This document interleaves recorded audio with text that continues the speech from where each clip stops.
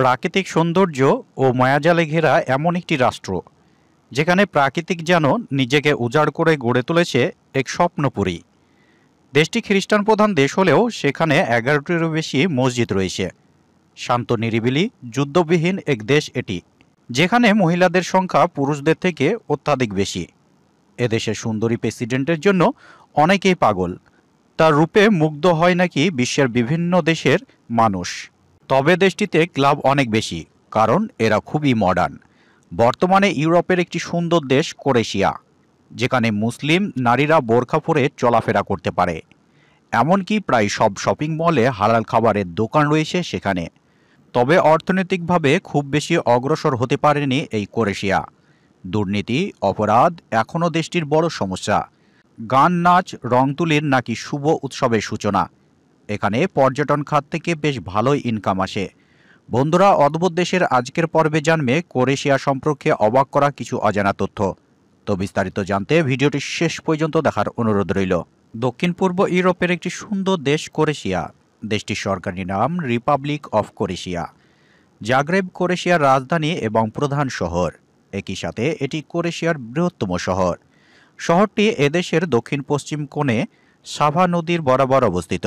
শহরটিতে 18 থেকে 19 শতকের কিছু অসাধারণ স্থাপনা রয়েছে, যেগুলি দেখার জন্য প্রতি বছর লাখ লাখ পর্যটকের ভিড় হয়ে থাকে।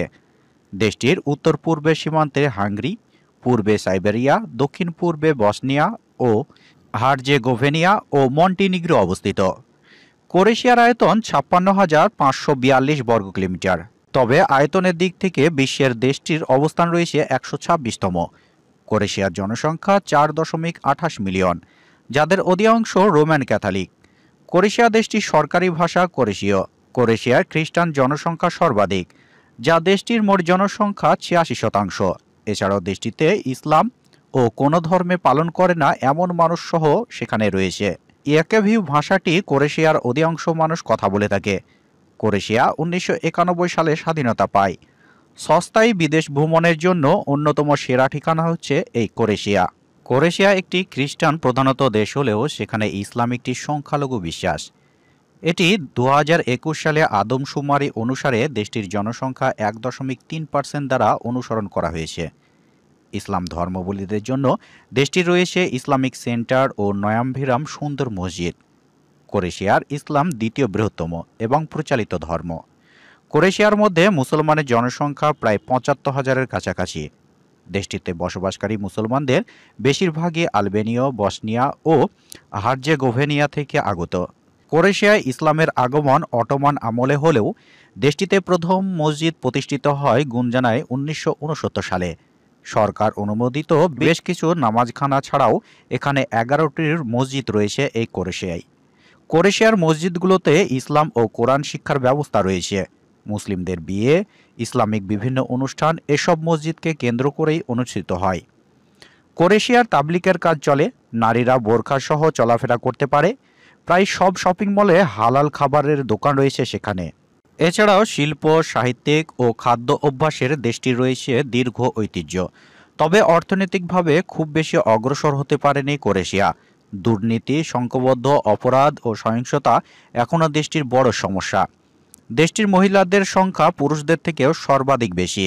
ক্রোয়েশিয়া নিজেদের পোশাকের জন্য পরিচিত পেয়েছে। বর্তমান সময়ে ছেলেদের নেটটাইট আবিষ্কার করেছিল ক্রোয়েশিয়াতেই।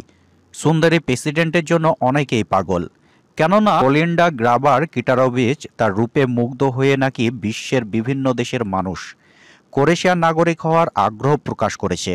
অসাধারণ ব্যক্তিত্ব এই 50 বছর বয়সী নারী সবারই মন কেড়ে নিয়েছে।